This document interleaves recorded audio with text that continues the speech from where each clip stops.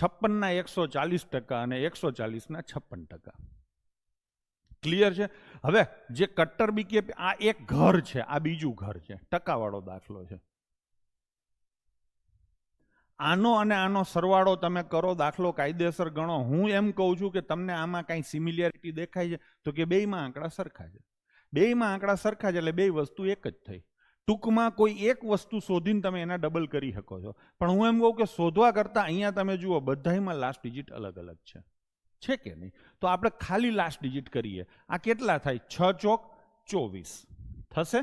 હવે આ ટકા એટલે કેટલા પોઈન્ટ આવે? 2 પોઈન્ટ આવે. એમાં એક 0 નો ઉડી જશે એટલે 1.4 આવશે.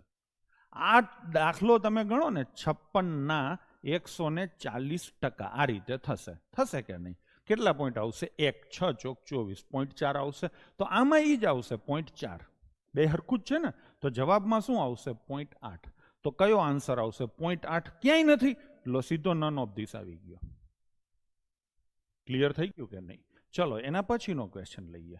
26.5% ઓફ 488. આજે જ મેં આ એપ્લિકેશન ઉપર આમાંથી ઘણા બધા દાખલા કરાવેલા છે. મેં તમને હમણાં જ કીધું હતું કે ટકા આવે ને ત્યારે ગણતરીમાં જો ટકા લેશો ને તો તમારો ટકો થઈ જશે.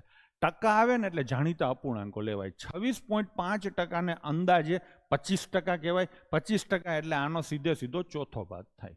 તમે 488 નો ચોથો ભાગ કરો, તમે એની બાજુની સંખ્યા 500 લઈને એનો ચોથો ભાગ કરો, ગમે તે કરી શકો છો. મને આ સીધું આવડે છે. આનો ચોથો ભાગ કેટલો થશે? 122. જવાબ 122 ની આજુબાજુ આવે. હજી સત્યની નજીક જવું હોય તો 122 થી થોડોક વધારે આવે. કેમ વધારે આવે? તો કે મેં 25% જ ગણ્યા છે, હજી 1.5% આવે તો થોડુંક વધે કે નહીં? તો 122 ની ઉપર એની આજુબાજુ આન્સર આવશે ઓપ્શન ડી, 129.32 જવાબ આવશે.